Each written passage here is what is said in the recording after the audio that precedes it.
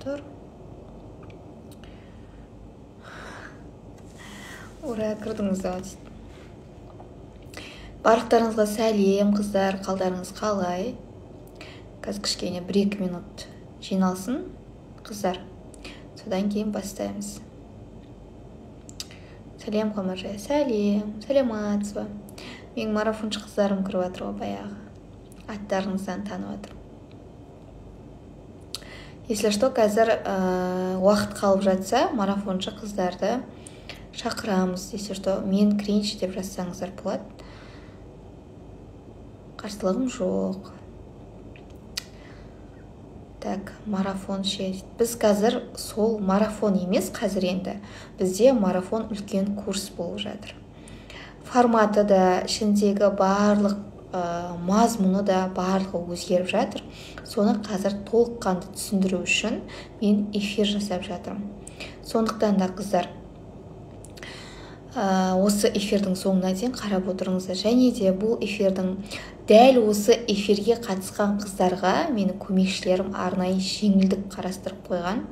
Сондықтан да қыздар, егер жоспарыңызда болса, артық салмақ мазалап жүрсе, онда соңына дейін қараңыздар. Және де біздің -18 килограмм тастаған марафоншымызда кіреді бұйырса. Сондықтан да сіздерге арнайы сыйлықтар болады. Қазір 34 адам кірген. Басталмай жатқасын кіріп шығып жатыр ау. Қазір қыздар, мен осы эфирді сіздерге алдағы курс туралы, бұйырса ертең тіркелу ашылатын курс туралы толыққанды түсіндіремін.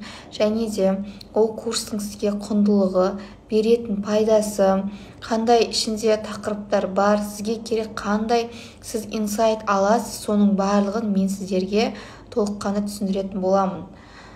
Чөтіна дырылдағаны кетпей жатыр.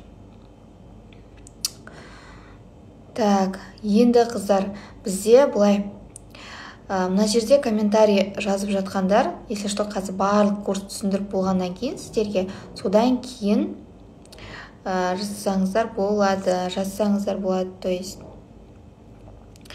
қазір курстың бағдарламасын мен сіздерге отдельно түсіндірейін. Бұл жерде комментарий өшіріп тастайын ба, қыздар, не істейін?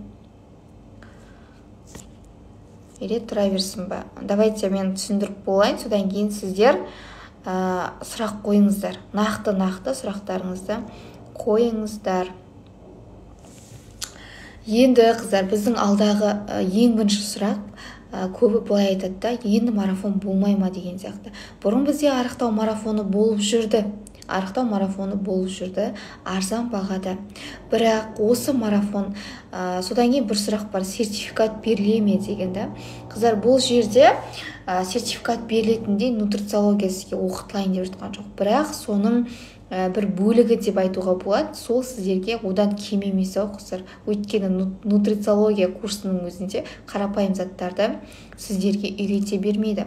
Мысалы, қарапайым мына жерде қонаққа барғанда не жеуге болады, немесе пупыдан кейінгі салмақты ұстап тұру, оның барлығын сізге ешкім үйретпейді. Тек қана ол өзіңіздің пробнийіңізға байланысты, өзіңіздің ағзаңызды тыңдап, өзіңіз 1-2 жылдық пробний болып арықтаған кездегі затыңызға байланысты. Және де қыздар, мына жерде қараңыздар, курстың бағдарламасы, ең бірінші арықтаудағы ең негізгі принциптер. Сіздерге курс барлығы сапалы форматта проф-видеомен түсіріледі. Және де сіздерге арнайы логин, пароль беріледі. Немесе инстаграмға жинаймыз, немесе арнайы сіздерді платформаға жинаймыз. Ол сіздердің қалауларыңыз бойынша, бірақ ешқандай қиындық болмайды. Және де арықтаудың ең негізгі принциптері, бірінші, ол принциптердің ішіне қарапайым сіздің не деп айтуға болады, тағам жеуіңізге қалай шайнау керек, қалай жеу керек, қандай уақытта қандай тағамды жеу керек деген сияқты қарапайым нөлден басталып от и до сіздерге үйретілетін болады. Ол принциптердің ішінде, даже мен сіздерге алдында айттым, ақ нанды не үшін жеуге болмайды, қара нанды не үшін жейміз деген сияқты қарапайым заттардың барлығын сіздер үйренетін боласыздар. Қарапайым нөлден бастап. Және де ПП-да жүріп қонаққа барғанда не жеуге болады деген сұрақ болады. ПП-да жүрген кезде мысалы енді бізде қазақ болғасын, явно сіз қонаққа барасыз. Және де ол жерде сіз мен попомын деп отырмайсыз ғой, ештеңе жемей тағы отыруға болмайды, жан-жағыңыздағы адам тағы да түрткілейді деген сияқты. Ол жерде сізге қандай тағам жеуге болады, дастарханыңызда қандай тағам бар, қандай тағамдар тұр, сіз соның барлығын сұрап, былай айтқанда попыны бұзбауға болады. Ешқандай оның қиындығы жоқ. Мен попомын деп паника ұстап, бұл жерде қонақтан қалды деген сияқты маңызы. Олай қыздардың барлығы қонаққа барды, бірақ арықтады деген сияқты. Сізге досконально барлығы түсіндірілетін болады. Қонаққа барғанда не жеуге болады деген сияқты. Арықтауда ең тез нәтиже беретін 4 жаттығу. Яғни бұл жерде сіздерде арықтауда осы уақытқа дейін сіздер білесіздер. Жалпы сіздер не үшін қарап отырсыздар? Шыққан до и после нәтижелердің барлығы сіздерге ерекше болды. Осы марафон бір ерекше. Мысалы 3 айда минус 30 килограмм тастаған, қалай ол осы марафон не ерекшелігі бар деген сияқты сіздер қарап отырсыздар да. Сол сияқты біз оларға қандай техника бердік, қандай жаттығу бердік деген сияқты. Өйткені ол тек қана сіздің попыңызға байланысты емес, сізге берілген ең эффекті жаттығуларға да байланысты. Сондықтан да бұл жерде именно жаттығуларда сіздерге не беріледі, оның барлығын тренерлер арнайы қостық, тренерлердің арнайы сабағын сіздерге қостық. Оны толыққанды қазір соңғы жағында түсіндіретін боламын. Жаттығуды қай уақытта жасау керек? Оның барлығы қыздар ұсақ түйек сұрақтар, бірақ кейбір қыздар оны білмеуі мүмкін деген сияқты да. Және де салмақ пен объемның айырмашылығы, кейбір қыздар салмақтың артынан қуып кетеді, кейбір қыздар объемның артынан қуып кетеді деген сияқты. Сол кезде қайсысы дұрыс? Объем қалай кетеді, салмақ қалай тез кетеді, салмақ тұрып болған кезде не істеу керек? Оның барлығы сіздерге от и до үйретіледі. Теория, енді бізде бәрібір теория керек болады. Сізге қалай болғанда да сіз мысалы кейбір қыздар болады да, маған теория керек емес, тек қандай кезде қандай тағам жасау керек, меню болса болды деген сияқты. Сіздің басыңызға бәрібір бір фундамент керек болады. Қандай кезде алдыңызда тұрған қандай тағамды қай уақытта жеу керек, және тағамыңызды ажырата білуіңіз керек. Оның барлығы теория. Бір үйреніп алсаңыз, сіз әрі қарай сауатты арықтайтын боласыз. Сол үшін ол сізге бәрібір белок өнімдерінің маңыздылығы, көмірсулар және арықтаудағы оның пайдасы мен зияны, пайдалы майдың зияны мен пайдасы, және клетчатка деген сияқты барлық теория сізге түсінікті болу керек. Яғни әрі қарай, мысалы сіз бір марафонға қатысқаннан екінші марафонға қатысатын мүмкіндігіңіз болмауы мүмкін да. Сол уақытта сіз от и до барлық тақырыпты түсініп алып кете алатындай болуыңыз керек. Әрі қарай сіз өзіңіз аяққа тұрып кетуіңіз керек деген сияқты. Алдында мен сіздерге айттым ғой, бір торговый центрді аралап жүрген кезде бір марафоншымды көріп қалдым деп. Вот сол кезде ол марафоншы менен бір 10 килограмм арықтап кетті. Әрі қарай минус 25 килограмм арықтаған, 90-нан 65-ке түстім дейді.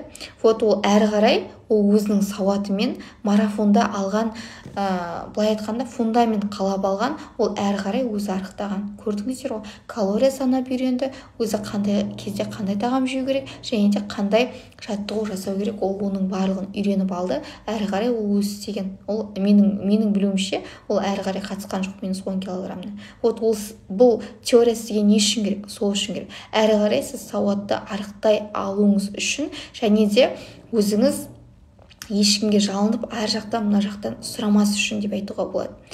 Және де мына жерде салмақ пен объемның айырмашылығы, белок өнімдерінің маңыздылығы барлығы бар да. Енді қараңыздар қыздар. Есі қаққан сияқты кетті. Пайдалы майдың зияны мен пайдасы. Мысалы, белок өнімдері деген қандай өнімдер, қандай тағамдар? Белок жетіспесе сіздің ағзаңызда не болады? Көмірсулар деген қандай тағамдар? Егер көмірсуды, мысалы, сіз тек қана белок жемей, әркім, мысалы, арықтаған кезде бәрімізде болады, мысалы, басында ой қатысып не істеймін, оны мен былай да үйреніп аламын, сол ананы шектесем, мына мучнойды шектесем, мен оны әрі қарай да алып кете аламын деген сияқты да. Бірақ на самом деле оның барлығына сізге теория керек болады. Ол жерде мысалы сіз көмірсуларды не үшін айтылып жатыр? Көмірсулар, егер де сіздің менюңызда тек қана көмірсулардан ғана құралатын болса, онда сіз арықтамайсыз. Сіз вроде пайдалы зат жеп жатсыз, ешқандай май жоқ, ешқандай барлығын пып қылып, бірақ сіз арықтамай жатсыз. Неге неге? Өйткені сіздің менюңыз полный, көмірсу, углевод деген сияқты. Сол үшін сізге бәрібір ол тақырып керек болады. Айналып келгенде сіз бәрібір осы тақырыпқа келіп тірелесіз. Бұны керек емес деп айтпаңыздар, қыздар. Және де пайдалы майдың зияны. Май жетіспесе, қыздар, кейде мысалы диета, ПП-ны негізі диетамен шатастырады. ПП деген вообще бөлек зат, диета деген вообще бөлек зат. ПП деген ол 5 мезгіл дұрыс тамақтану, правильное питание. Ал диета деген ол ештеңе жемеу деген сияқты. Сол үшін, қыздар, бұл жерде екеуін шатастырмау керек. Және де мысалы пайдалы май деп айтып тұр сізге. Кейде диетаға отырған көп қыздар майға істемей сол күні бір 10 күнде 10 килограмм тастайтындай бір не болып кетеді да. Бәріміз сондай настрой қалыптасып қаламыз ғой. Біреуден естісек немесе қатты арықтағымыз келсе, қонаққа бар өзімізді андай бір кемшілігіміз сезінсек та, келесі күннен бастап арықтағымыз келіп кетеді.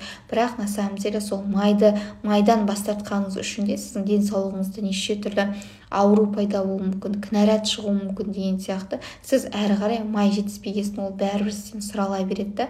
Оның орнын қалай басу керек, және де қандай майларды қолдану керек деген сияқты сіздерге арнайы бәрі теория керек болады.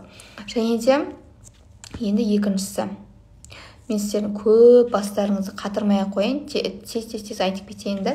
Өйткені бұл курс бағдарламасын мен сіздерге алдынан бері түсіндіріп жүрмін. Және де бұл курс сіздерге от и до видеомен түсіндірілген.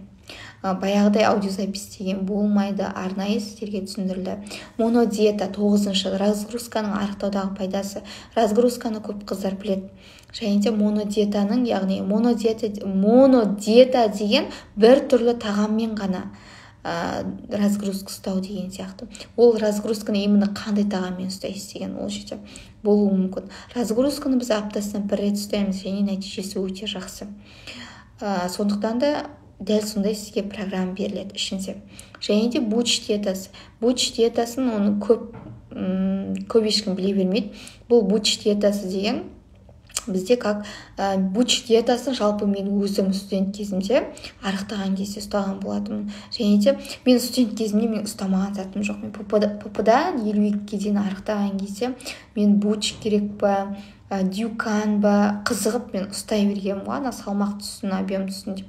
Менде 52 болса да соны қызығып істей. Енді басқа шаруа жоқ қой, сол әртүрлі ПП-ның заттарын қарап істегеннен басқа да. Сол кезде мен буч диетасын ұстап көргенмін. Сол кезде 4 күн ұстадым, 4 күнде минус 1,5 килограмм шыққан. Содан кейін мен оны марафоншы қыздарға нутрициология курсын оқығаннан кейін ұстатқан жоқпын, бірақ кейін барып мен арнайы қосып жүрдім, тек 2 күн ғана, бірақ нәтиже күшті болды.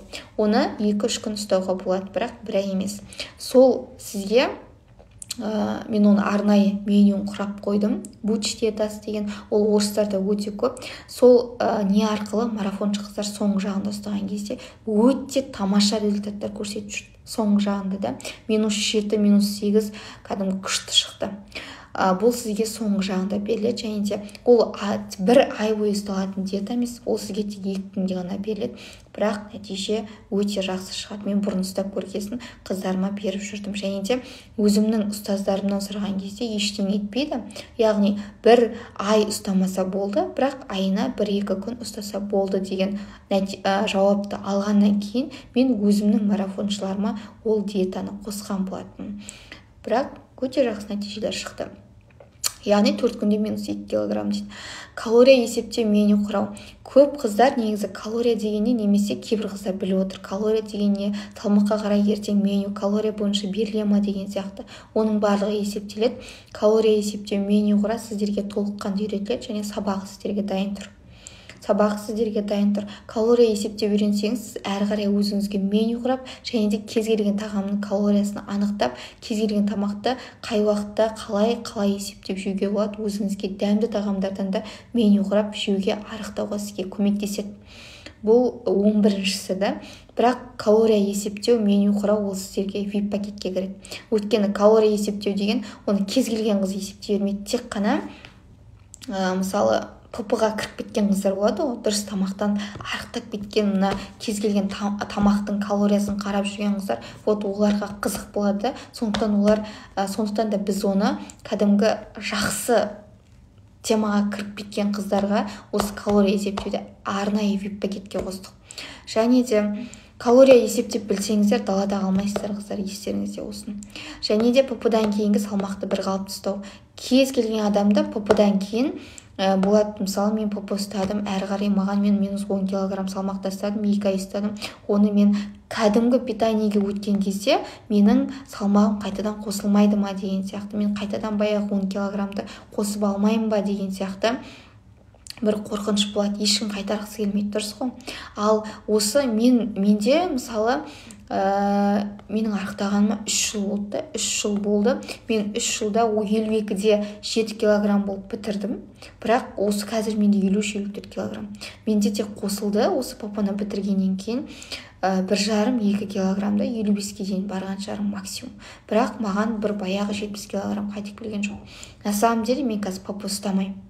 Бірақ дұрыс тамақтануға тырысам әрине, бірақ баяғыдай өзімнің арықтаған кезімдегідей идеальный ПП ұстамаймын да. Вот қараңыздар, оның да өзінің техникалары бар, өзінің фишкалары бар. ПП-дан кейін бұзып жүріп, мысалы ПП ұстамасаң да қалай салмақты ұстап тұруға болады, оның барлығын сіздерге үйретіледі. Және де көбіне сіздер отзыв қарайсыздар, ПП-дан кейін мысалы кеше салынған посттың астына да бір марафоншы, минус 11 килограмм тастаған марафоншы жазды. Қамажаймен қатыстым, қарасаңыздар болады. Қатыстым, мысалы минус 10 килограмм, бірақ салмақ әлі қосқан жоқ. Сол күй тұрым деген. Егер сіздің менюңыз дұрыс болатын болса, сіз сол салмақта тұрасыз.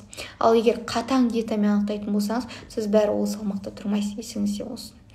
Сондықтан да сіз ең бірінші фишкаңыз ПП-дан кейін егер салмақты тастаған, салмақты қайтарып алмаймын десеңіз, онда сізге дұрыс меню керек болады. Және дұрыс құндылығы жоғары бәрібір сізге курс керек болады соңында. Және де 80-20 техникасы, бұзып жүріп арықтау. Яғни бұзып жүріп арықтау 80-20 деген бұл мен 3 жыл бойы, осы 2 жыл бойы өзімнің 3 жыл болды ма, мысалы 1 жыл мені ПП-ны идеально ұстадым. Бір как будто сол ПП-ны ұстап болғаннан кейін, егер мен бұзсам семіріп кететіндей қорқыныш болады адамда. Мен вообще бұзбайтын. Кейін мен пробный жасай келе, мысалы бір бургер жегеннен семірмейтінді, бір кешкі тамақ ужин ішіп қойғаннан семірмейтінді мен білгеннен кейін өз ағзама пробныйды 1-2 жыл жасаған боларым. Вот соның нәтижесі 80-20 техникасын алып келді. Мен бұзам, бірақ семірмеймін. Оның да өзінің фишкалары болады. Оның да қандай уақытта қай аспен бұзуға болады, сіз бұзып жүріп қалай салмақ тастауға болады, оның барлығы осы 80-20. Ол яғни 2 жылдық пробнилық зат. Яғни жеке менің өзімнің техникам деп айтуға болады. Өйткені кейбір қыздар бұзып жүріп арықтайды. Мен сіздерге талай отзыв салдым, көрген қыздар болса, басынан бастап қарап жүрген қыздар болса, оны түсінеді. Яғни бұзып жүріп арықтау дегенді.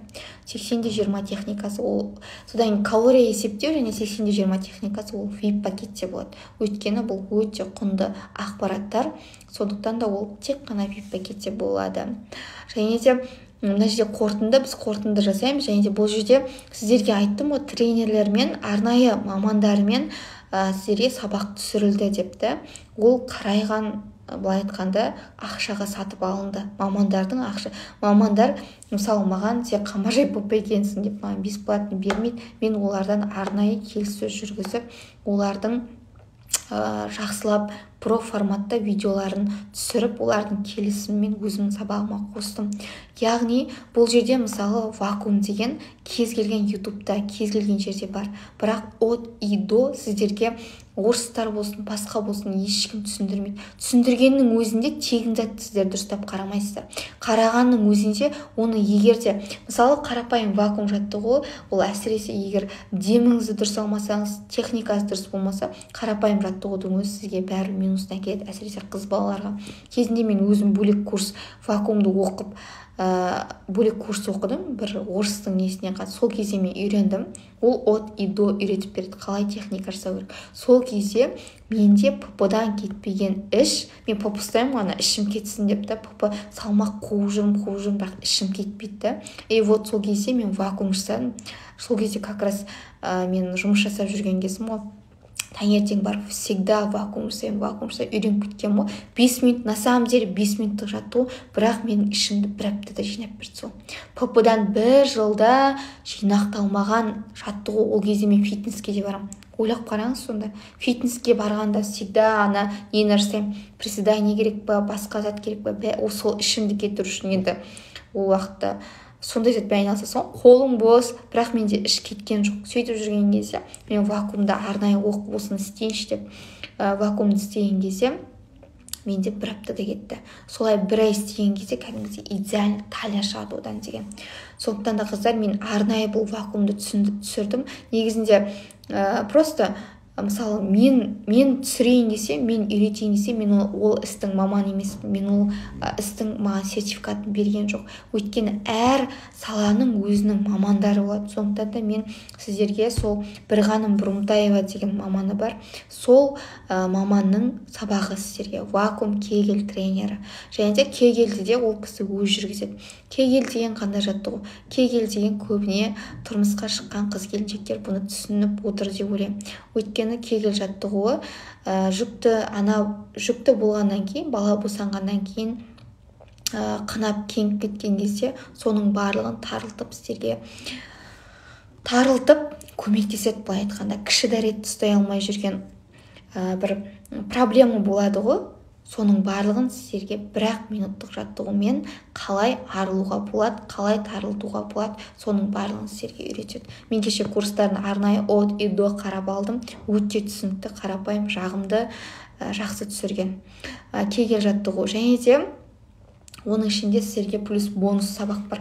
Вакуум кегель, және де мынандай бізде щетка бар, білесіздер ма? Бұл щетка немен істейтін? Мен бұны давно алғам, сол вакуум кезінде ішімді кетіріп жүрген кезде. Бұл щетка деген көп қыздар сіздер білулеріңіз мүмкін. Дәл осы щетка сіздерге целлюлиттан құтылуға көмектеседі. Содан кейін дұрыс тамақтанып жүрген кезде сіздер көбіне көресіздер бұны орыстар пайдаланады. Бұны деген қалай пайдалану керек? Мен бұрын тоже өзім пайдаландым. Сол кезде кәдімгі денеңді күшті қылады. Бір қалыпты попумен бірге ұстап жүрген кезде, попумен бірге массажный щетканы, құрғақ щеткамен айналысатын болсаңыз, күшті эффект береді қыздар. Бұл деген дәл осы щетка неге көрсеттім? Бұл щеткамен де Бірғаным Бұрымтаева сіздерге қалай іштің айналасын қалай істеу керек, қалай щетканы пайдалану керек, қалай денеңізді жаңағы щетка, құрғақ щеткасына неге көмектеседі. Попумен бірге плюс ұстайтын болсаңыз, ол сіздің объемдарыңызды жинақтайды, қан айналымды жақсартады, целлюлиттен құтылуға көмектеседі. Өте жақсы пайдасы көп. Мен сол кезде бұны 1,5 жыл бұрын алдым. Сол кезде пайдаландым, кәдімгі күшті қылады денеңізді. Қарапайым щеткаға дейін мен сіздерге сол маманнан арнайы сабақтарын түсіртіп алып қойдым. Және де екінші фейс фитнес мен сіздерге айттым. Бұл жерде және де қандай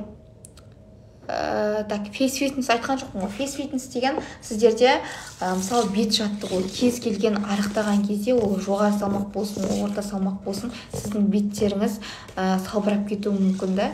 Салбырап кетуі мүмкін. Және де кейбіреулерінде подбородокпен, мысалы менде өзімде екінші иекпен всегда проблема болды. Мысалы мен жүгірсем, кетіп қалатын еді. Мен фитнеске барып жүгіремін ғой, кетіп қалатын еді. Бір жақсы, бір плюс менде сондай болды. Бірақ барлығының пайдаланатыны осы. Білесіздер ме қыздар? Арықтайтын қыздар бұлардың барлығын біледі. Ана щетка болсын, ана гуашы болсын, кез келген заттың барлығын біледі. Сондықтан сіздерге түсінікті деп ойлаймын. Бұл жерде ол фейс фитнес сіздерге Айгерім Бердиева деген өз ісінің маманы, фейс фитнес тренер сіздерге түсіндіретін болады. Ол жерде қарапайым, мысалы, мына жерде мына подбородок бар, мен өзімдікін көрсетейін. Бұл жерде, мысалы, менің өзімде мына жерде ең бірінші арнайы түсірдім. Дәл осы гуашны пайдаланатын кезде мен сіздерге арнайы осы подбородок кетіремін деп түсірдім да. Вот маған нәтижесін берді. Просто бұның мен осыны алған кезде бұрыннан келатқан подписчиктер біледі. Мен сындырып алдым. Бұның тек оригинал түрін пайдалану керек. Оригинал түрін пайдаланып, және қалай дұрыс пайдалану керек, оның барлығын біліп алу керек. Әсіресе мына сіздерге гуашасы, мынаны қалай массажный дұрыс істеген кезде, қалай скулан шығарады, қалай подбородокты кетіреді, барлығын сіздерге үйретеді қыздар. Тек қана подбородок кетіру емес, мысалы көздің айналасында қарапайым әжімдер болсын, кез келген енді фейс фитнес болғасын, бет иә, беттің барлығын сіздерге үйретеді. Кез келген мысалы еріннің қасында да көздің әйтеуір көп әжім болады екен ғой, мысалы тфу-тфу, менде ондай проблема жоқ, бірақ кез келген мысалы үлкен возрасттағы апайлар қатысуы мүмкін деген сияқты. Немесе сіз өзіңіз бір скулаңыз шығаруыңыз мүмкін, немесе екінші подбородокты кетіргіңіз келеді, немесе әйтеуір бет пішініңізді өзгерткіңіз келеді, әжімге қарсы жасағыңыз келеді. Вот соның барлығын сіздерге фейс фитнес үйретеді. Ол деген арықтаумен плюс істесеңіз жақсы эффект береді. Бұны да сіздерге былай қарасаңыз бұл да қарапайым ғой, ютубта толып тұр, бірақ қазақша от и до. Мына мысалы мен өзім қарапайым, мысалы мен бұның маманы емеспін да, профессионал түрде маман емеспін. Мысалы мынаны қарапайым мен қалай пайдаланатынын білген жоқпын басында да. Бәрі қолданады, бәрі скула шығарады, бірақ мен де басында білген жоқпын. Бірақ мысалы мен қате істеп жүрдім, мынаны былай қарай істеп, ал на самом деле бұның барлығын былай істегенде сіздің теріңіз салбырап кетеді. Қарапайым затты біз білмейміз да қыздар, бірақ оның мысалы даже былай істегенде де қалай істеу керек, қандай нәтиже болады, қай уақытта істеу керек, қалай бетті күту керек, оның барлығының өзінің несі бар. Кез келген саланың өзінің плюс-минусы бар деген сияқты, өзінің маманынан үйрену керек деген сияқты. Бұл жерде мысалы менен бір шама кетті. Ал мен плюс жүгіретін болсам, онда вообще менде подбородок қалмайды. Жалпы менде мысалы бетім көбіне толықты, мен денем арық еді, бетіме қарап көп толық деп ойлайтын еді. Вот қараңыздар, мына жерде кәдімгідей подбородок менде болды. Күнде кешке қарата жасап жүрдім мен. Сол кезде сол маманның заттарын қарап, көбіне фейс фитнес қарап жүріп істеп жүрген кезде вот осындай менде нәтиже шықты. Өте жақсы. Әлде де істеуге болады. Тек қана подбородокқа емес, қыздар, өзіңіздің бетіңіздің әдемі болуы үшін әжімге қарсы істей берсеңіздер болады. Фейс фитнес түсінген боларсыздар, қыздар. Былай қарағанда бұл курс сіздерге мысалы бет керек па, қыз келіншектердің мана кегел жаттығу керек па, тарылту деген сияқты, ішті кетіру керек па, тағы мына жерде шаг, қарапайым жаяу жүруді сіздерге программасын шаг жасаған кезде тек шаг жасап, мысалы попымен бірге минус 10 килограмм тастаған алдыңғы видеоларды көрсеңіздер болады, прямой эфирді. Вот сол кездерде минус 10 килограмм тастаған марафоншылар шықты шагпен плюс. Ал оны на самом деле қарапайым шагтың өзін сіз білмеуіңіз мүмкін, қалай пайдаланады, қандай приложение арқылы бұл шагты жүрген кезде қандай жаңа калория сжигать етіледі деген сияқты, оның қарапайым затты сіз білмеуіңіз мүмкін. Ал егер оны білген кезде қарапайым деп, вот сіз ол кезде күшті бір нәтиже шығаруыңыз мүмкін деген сияқты. Сол үшін қыздар, қарапайым заттан керемет нәтиже шығады негізі біліп алған адамға. Және де бұл шагты мен өзім түсіндіремін, өйткені бұрыннан өзім түсіндіріп жүрдім. Шагты өте тоже жақсы тақырып, зумба болсын, басқа болсын, оның барлығын мен сіздерге өзім түсіндіремін. Және де бұл жерде бізде ертең бұйырса тіркелу ашылады. Негізі тіркелудің кезінде VIP пакетке мына жерде уже 5 адам тіркеліп алған. Содан кейін стандартқа тіркеліп алған 7 қызды. Вот менің қарауым бойынша. Енді негізі бізде тіркелу ашылған жоқ, қараңыздар. Бұл жерде негізгі баға бізде курс 3 в 1. Былай айтқанда сіз от и до барлығын үйреніп шығасыз. Қарапайым тақырыптан сізге 0-ден бастап үйретіліп тұр. Бір басқаша простой марафон емес, былай айтқанда. Және де бізде негізгі баға 40 мың және VIP 60 мың деп біз қойдық. Және бірақ тіркелудің алғашқы күні бізде 50% скидка болады деп сіздерге уәде бердік. Яғни про бар сіздерге және VIP бар. Бұл жерде сіздерге тарифтерді мана түсіндіріп отқан кезде сіздерге айттым. Бұл жерде тарифтер 17-19 сабақ болады, бірақ VIP-қа 80-20 бұзып жүріп арықтау және калория есептеу сіздерге тек қана VIP-та болады. Түсініп отырсыздар ғой. Яғни екеуінің аса қатты разницасы жоқ, бірақ бұзып жүріп арықтауды білгім келеді. Негізі көп 80-20 үшін келеді ғой. Және де калория есептеп мен үйренгім келеді, өзіме деп білгілеріңіз келсе, онда VIP пакет алсаңыз болады. Және де VIP пакетке бір орташа азғантай қыз ғана алынады, өйткені ол VIP пакет. Және де менің көмекшілерім сіздерге бір күшті скидка жасап қойыпты. Мына жерде эфир кезінде төлем жасайтын ең шустрый қыздарға -10% жеңілдік дейді. Күшті болып істеп қойған. Қараңыздар, 10% жеңілдікпен Pro 17.990 теңге, ал VIP 26.990 теңге дейді. Және де бұл жерде тек қана эфирді көріп отырған қыздарға, және де сіздерге 1-2 сағат қана уақыт беріледі екен, менің түсінгенім бойынша. Және де көп сұрайды рассрочка ред туралы да. Негізінде рассрочка редпен істейтіндей бір 250 мыңның немесе 200 мыңның курсы жоқ. Бұл жерде сіздерге тек беріліп тұр 20 мың, 30 мың деген сияқты. Еще скидкасымен. Негізі ред бар қыздар, ред бар. Ол үшін мен сіздерге WhatsApp қалдырам. Және де төлемді қалай жасайсыздар? Ең шустрый қыздарға вот осы жерде сіздерге төлем жасайтын карта көрсетілген. Және де мына жерде бір жазып қоятын не бар еді. Қазір мен сіздерге қойайыншы. Прикрепить етіп қоятын жері бар еді ғой. Қазір комментарийді ашайын қыздар да. Комментарийді ашайыншы, сіздер не айтып жатыр екенсіздер?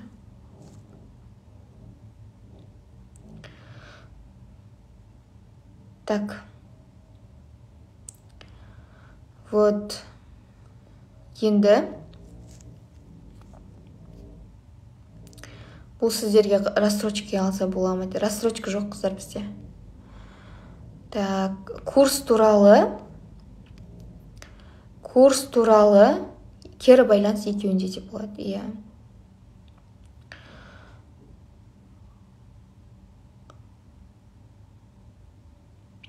Және де қыздар, мен сіздерге бір зат айтайын. Дәл осы скидкамен үлгеремін десеңіз, брондап қоюға болады. Сіз сайтқа өтесіз, негізі профильді сайт тұр.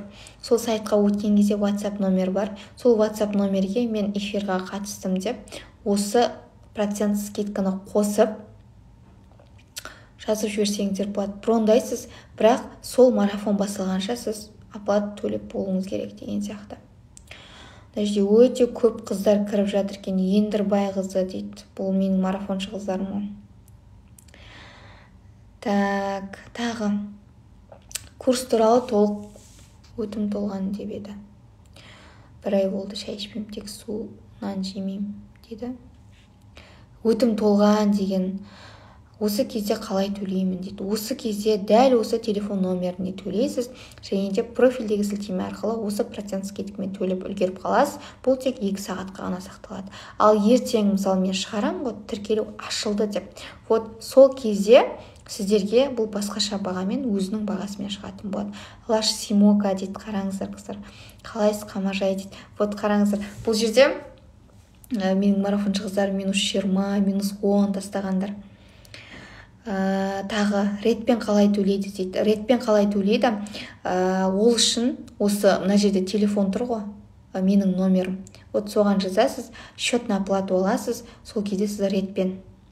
Сіздің марафоныңызға 2 жыл бұрын қатысып жақсы нәтиже алдым дейді.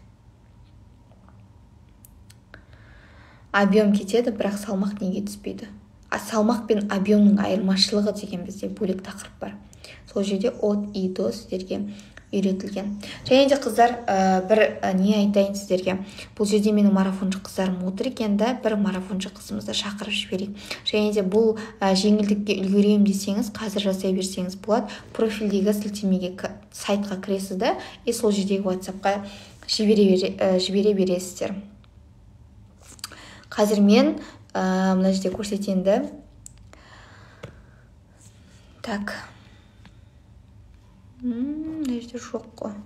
Қазір -18 килограмм нәтиже шығарған бізде Құралай Кенжесейіт деген марафоншы қыздар бар. Қыздар қараңыздар нәтижелерді, -11 килограмм. Менде шықпаған көп нәтиже бар негізінде. Оны сіздер бәрібір былайда көріп отырған шығарсыздар. Итак. Так, мына жерде Құралай Кенжесейіттің несі қайда?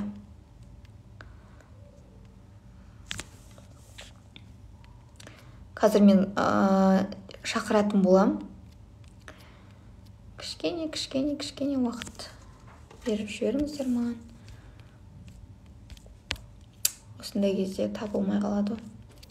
Мына жерде қараңыздаршы, кішкентай Назерке Аманова деген менің марафоншым болды. Кішкентай бөпесімен -9 килограмм 2 айда тастады. Күшті да? Сіздерге тіпті шықпаған нәтижелер өте көп. Так, қайда? Вот. Құралай Кенжесейіт.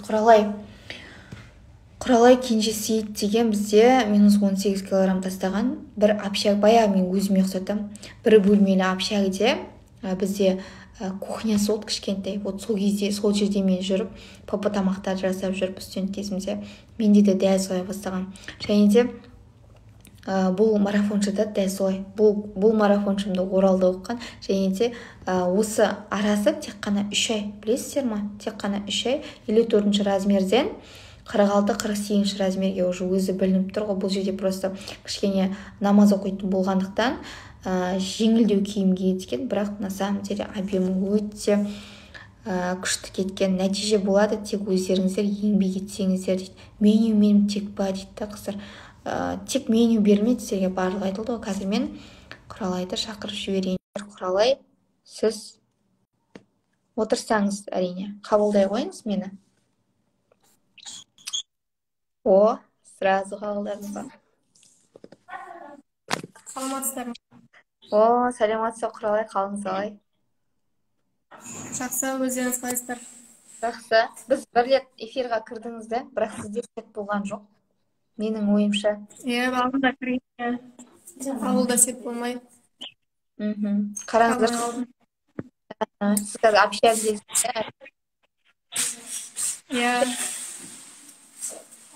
Нешінші курс?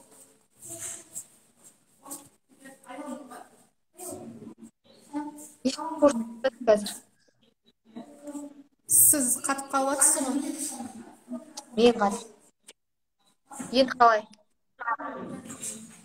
Енді айта беріңіз. Нешінші курс жатсыз қазір? 3-ші курстамын. 3-ші курста. Марафонға келгенде дәл сол неше килограммен келдіңіз? 83. 83. Жайра. 83 килограммен келдім. Сосын қазір 65 килограммсыз да? Қазір 65. Қазір сіздің көп уақытыңызда қайда? От и до басынан бастап қалай келдіңіз? Қалай жүрсіз? Сізге қиын болған жоқ па студент болып? Соған бір 2 ауыз сөйлеп кетсеңіз. Бұл жерде сіз қатып жатсыз да? Давайте, мен айтылғаным сізге есілді ма? Айтқаным.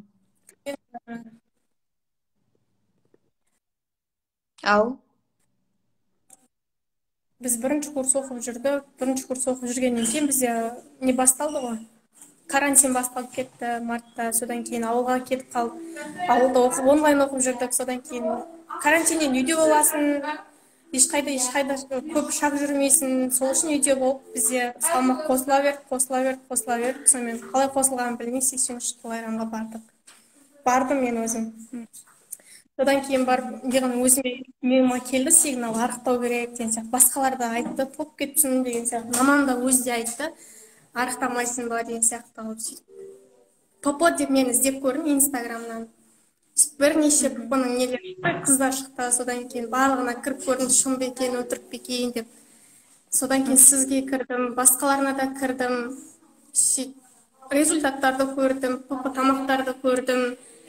Сіздікі барлығын көріп шықтым, сұрақ жауаптардан көріп шықтым, бағасы қанша екен деген сияқты.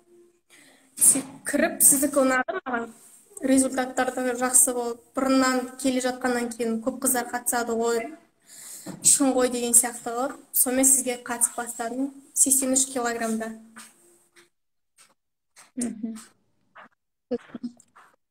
Қиын болған жоқ. Тағамы қымбат студентке? Жоқ. Ауылда бар заттар болды. Бізде тек ауылда болмайтын ана не ғой, слайсы, хлебцы деген сияқтылар ғой. Аны үлкен супермаркеттерде сататын қалғандардың барлығы ауылдарда болды ғой. Дәріс ауылда табылады да. Негізі көбі қорқады сол папаның тамақтарынан. Қымбат Иә. бола ма, деген сияқты. Жоқ, отрубойдың өзі 230 теңге сондай тұрады ғой. Қымбат емес қой. Мхм. Оның Тамақтар өзі бірнеше уақытқа жетеді. бір айға жетеді, иә, дұрыс айтасыз. Иә. Қандай сізде өзгеріс болды? Минус 18 килограмм азғантай салмақ өзіңізге қалай? Өзіне жақсы сезілді. Менде ана талиядан кейінгі бедері ма қандай еді? Сол жерім көп кетті. И санымнан да кетті, сол жағыма жақсы болды. Талиядан да кетті көбінесе. 65 килограмм салмақты қазір ұстап солай ма? Иә, иә. Марафон бітті ғой, ноябрьде қатысып шықтыңыз да сіз. Сізге еще ақшалай ұтыс Иә. берілді ғой. Солай ғой да? Иә. Марафон біткен уақыт болды. Қазір мысалы марафонда сұрайтындай, мысалы күнде отчет сұрайтын, мен марафон жоқ деген сияқты. Ал сіз қазір қалай өзіңізге ПП-ны дұрыстап жүрсіз әлде? Жоқ, менде обедте кәдімгідей тамақтанамын өзім. Ал бірақ кеште жеңіл тамақтанамын да, көп порциямен тамақтанбайсың. Сіз білесіз қазір не жеу. Өз-өзіне келіп тұрады ғой, сен уже болдың деген сияқты асқазаныңа.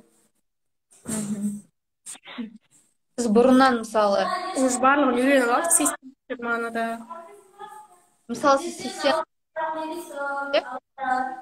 едіңіз, мысалы.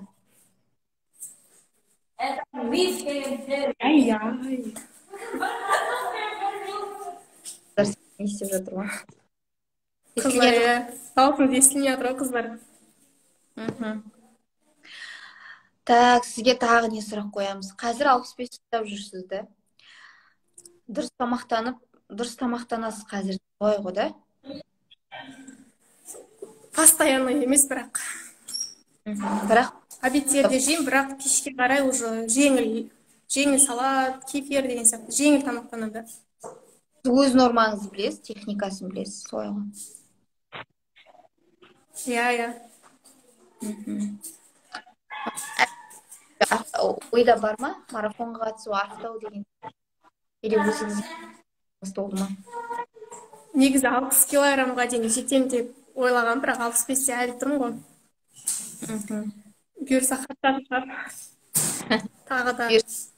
18 килограмм бастаған адам, ары қарай 5 килограмм дым емес, ойыншық деп айтуға болады. Иә. Главное, біліп алдыңыз, сіздің организміңізді түсіндіңіз, и все, ары қарай ұстай беруге болады да. Студентсіз жүріп те арықтадыңыз, жарайсыз, сіз үшін қуаныштымын, өзімді көргенде болдым бір. Кәдімгі көзіңіз мөлдіреп, әп-әдемі қыз болыпсыз, ары қарай кәдімгі одан күшті нәтижеге жетуіңізге тілектеспін.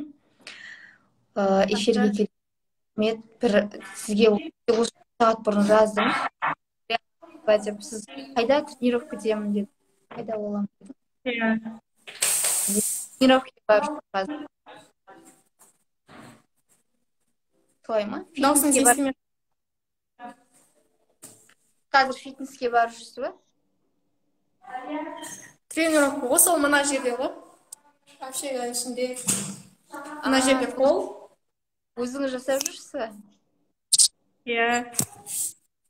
Осы бір бөлмеде жасап. Басқа бөлмеде жасайды. Иә. Сылтау керек емес арықтайтын адамға да. Иә. Күшті, қуаныштым.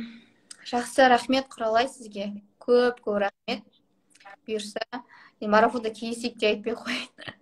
Салмақ қоспаңыз, әрі қарайда уже сізде өзіңіздің қарайған опытыңыз бар ғой, әрі қарайда арықтап, тағы да өз нәтижеңізге жетіп жатсаңыз, бөліссеңіз тіпті жақсы болады.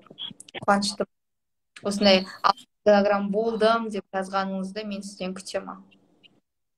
Жақсы, рахмет. Сау болыңыз. Сау болыңыз.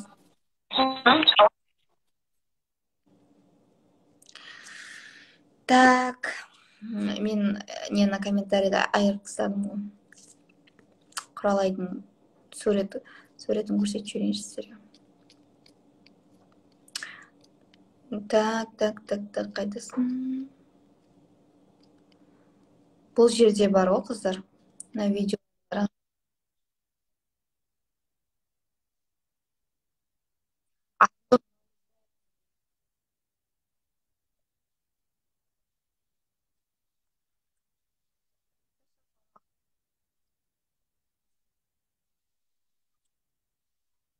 Вот мына жерде алдыңғы 21 күндік нәтижелер ғой. Вот минус 11 килограмм. Қараңыздар, объем іш қалай кеткен. Так. Тағы кім бар бізде? Бізде Айгерім деген марафоншы болды, қараңыздар. Бұл жерде де, бұл Оралды, тоже Оралдікі ма, Атыраудікі ма, сондай 2 ай қатысты, 2 айда күшті арықтады.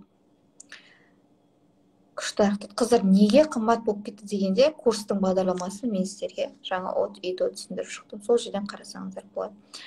Так. Қазір күте тұрыңыздар чуть-чуть. Вот Құралай бізде шыққан. Баклава Махамбет деген, уже мен танып отырмын мына жерде. Марафон қатысқан, минус 11 килограмм тастаған. Атыңызды ұмытып қалдым бірақ. Жаңа меню болады ма дейді. Жаңа меню болады, яғни қыс қой қазір. Сондықтан да салаттар ауысады. Қазір огурцы, помидор кішкене қымбаттап кетті деген сияқты. Қысқы салаттар келеді деген сияқты. Вот сол кезде сондай келеді, ауысады, яғни қысқа қарай. Так. Мына жерде оплата өте көп жасалып жатыр. Қатып жатыр менің телефоным. Скидкаге үлгерем деген қыздар. Менің телефонымды қатырып жатырсыздар. Бірақ сайтпен сіздер жібере беріңіздер. Құралай атымыз, сіз танып отырмыз. Так, хорошо, мынаны мен қазір кетіріп тастайын. Салмағым бір орында тұр әлі дейді. Қуаныштымын.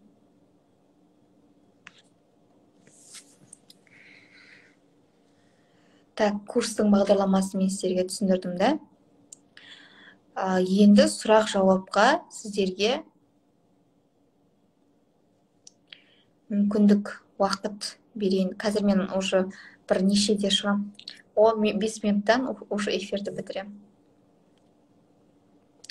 Вот. Бағасы деген қыздар болса.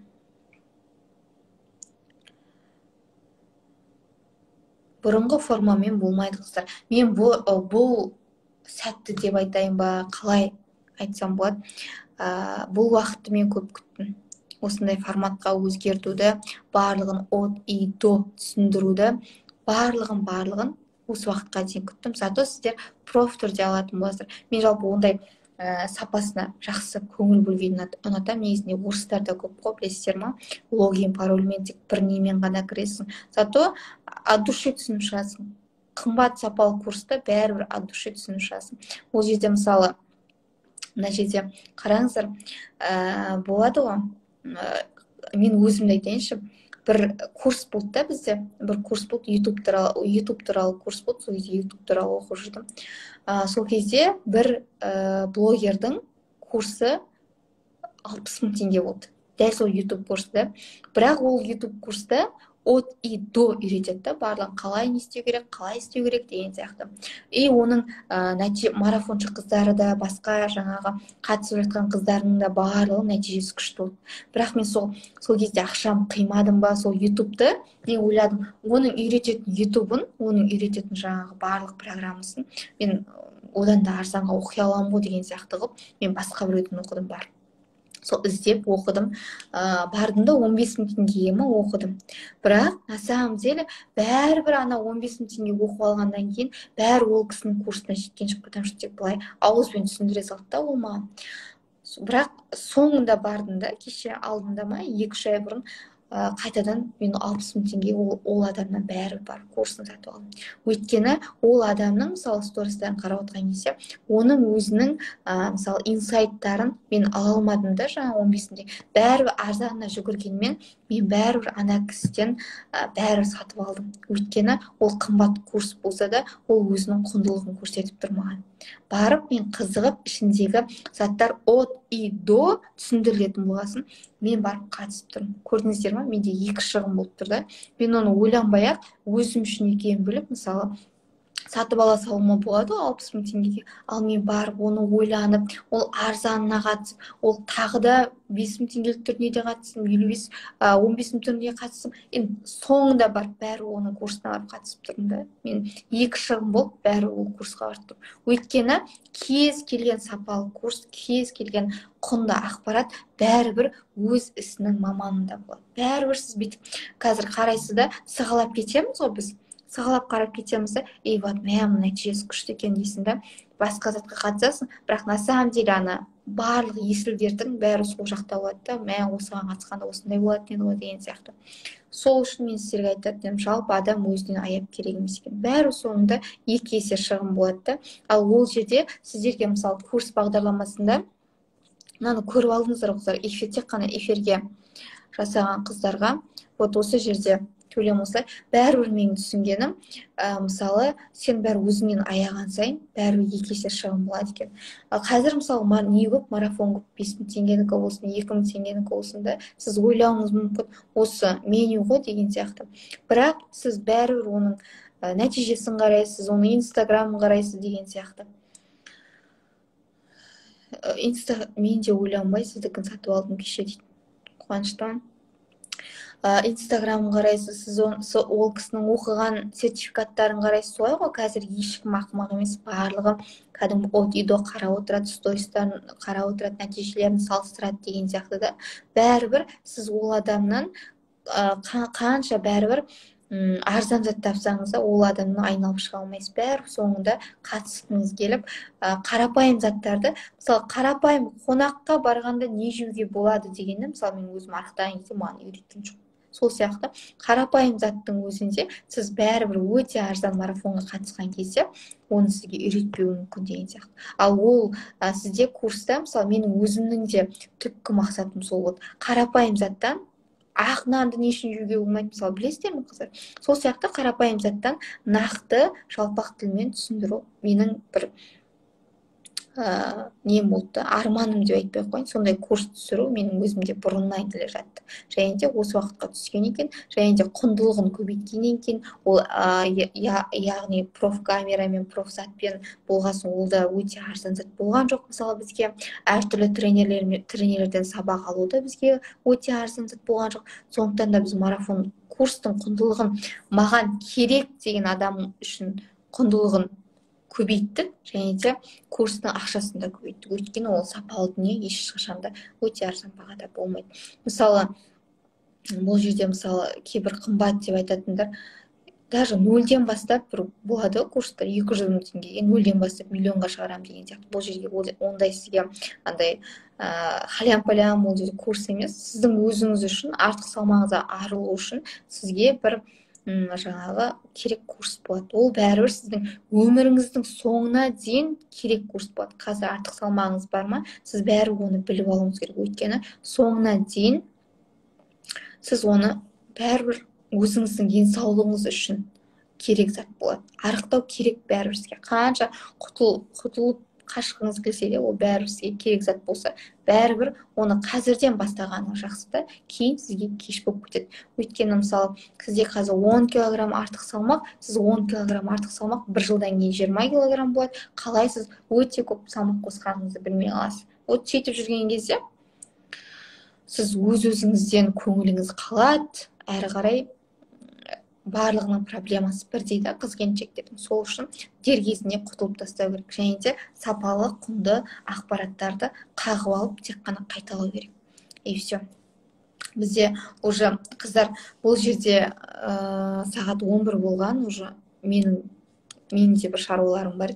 Сондықтан да қыздар, қазір 5 минуттан эфирді тоқтатамын. Тек қана нақты және де маңызды сұрақ қойсаңыздар болады.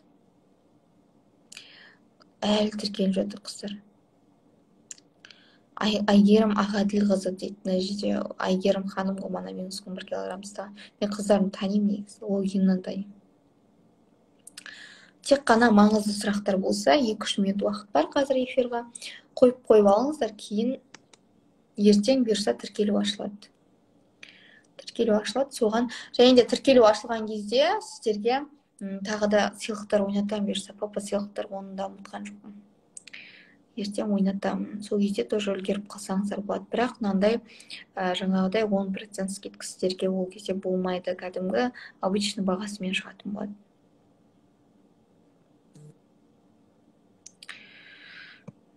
Так. Жаңа жылға жаңа салмақ болсын биыл дейді. Дұрыс айтасыз. Жаңа жылға хотя бір мақсат жазып қойыңыз. Мен 6 килограмм арықтаймын, или 7 килограмм арықтаймын деген сияқты. Жаңа жылда әйтеуір бір жұмыс бітіретіндей.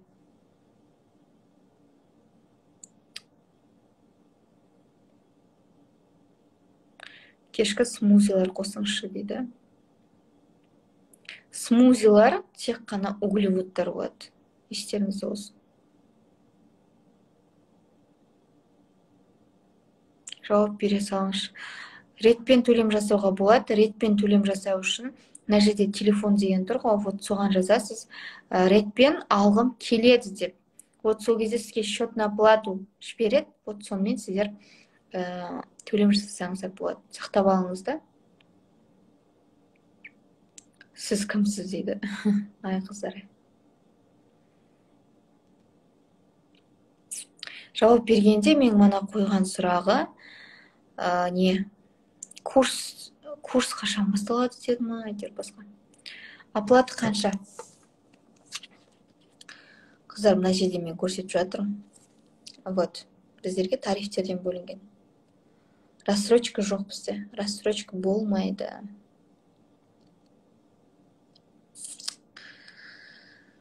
Так, біз отыра берсек отыра беретін түріміз бар. Курстың бағдарламасы, курстың құндылығын барлығын сіздерге түсіндірдім. Мен соткым қатып жатыр, что-то оплата өте көп келіп жатыр. Келесі марафон тұрыңызды. Келесі марафон, қыздар, білмеймін, тағы да құнды ақпарат қосатын болсам, мүмкін қымбат болады. Так, біз марафонның бір андай, менің ойымша, қазір менде бір жағынан келгені, мен өте арзан бағада 100 қызды сүйрегенше, мен марафонымды құнды ақпаратқа толтырып, құндылығын көрсетіп, барлығын білгізіп, лучше жақсы сапалы түрде ұсынып, мен 50 қыз, 30-20 қыз сүйрегенім жақсы, 100 қыз сүйрегенше. Зато бұл неге марафонға өздеріне маған керек деген қыздар келеді, өздеріне не керек екенін білетін қыздар келеді зато. Сапалы дүниені, құнды дүниені түсінетін адамдар келеді зато. Сол үшін мен бір жағынан сол мақсатта қойдым. Өйткені бұрын арзан болған кезде просто так жүргендерде қатысады. Бұлай болады ғой, бір жауапкершіліксіз қарайтын қыздар қатысады. Ол 7000 теңге деген өте арзан болып, ол кезде мен уже білетін едім. Бірақ формат сондай болғасын мен үндеген жоқпын. Кейін форматтың барлығы өзгергеннен кейін мен білдім. Сол кезде барып сапалы курсты, сапалы видео, сапалы құнды ақпаратқа толы курсты бағасын қымбаттатып, құнын қымбаттатып және құндылығын көтергеннен кейін оған тек қана өзіне мен арықтаймын деген қыздар келетінін мен білдім. Сол үшін бір жағынан, зато мен бір 20-30 қызға өзімнің көңілімді жақсы бөле алам, 20-30 қызды мен марафонның соңына дейін жеткізе алам деген сияқты. Мен 100 қыз алғаннан, 20-30 қыз алып, оны до конца нәтижеге жеткізгенім жақсы. Bir жағынан менің нем сол болды, ойым сол болды. Ол жерде андай 200 қызда енді ешкім отырмайды. Так. Былай айтқанда, құндылықты түсінетін қыздар келеді. Өзіне не керегін білетін, артық салмағы болса, түсініп тұрған қыздар, курстың бағдарламасын көріп тұрған қыздар, біліп тұрған қыздар, значит, келеді деген сөз. Курстың бағдарламасын мен сізге осы жерде көрсеттім. не бар не жоқ барлығын сіздерге көрсеттім. Телефон номер қайдан көруге болады дейді. Вот қыздар, мына жерде бар. Скринді алыңыздар. Осы жерден көрсеңіздер болады. Жақсы қыздар, сағат уже 11 болған. Сіздерге барлығы түсінікті болды деп ойлаймын. Және де мына жерде қыздардан стандарттан VIP-ке ауысамын деп келіп жатыр. Хорошо, қыздар, мен сіздерге полный ақпарат түсіндіре алдым деп ойлаймын соңына дейін. Сіздерге үлгергендерге молодцы. Қыздар, енді бұйырса ертең біз марафонға тіркелуді ашамыз. Сол кезде сіздер де дайын отырыңыздар. Бұл эфир 1-2 сағатқа сақталуы мүмкін. Сау болыңыздар.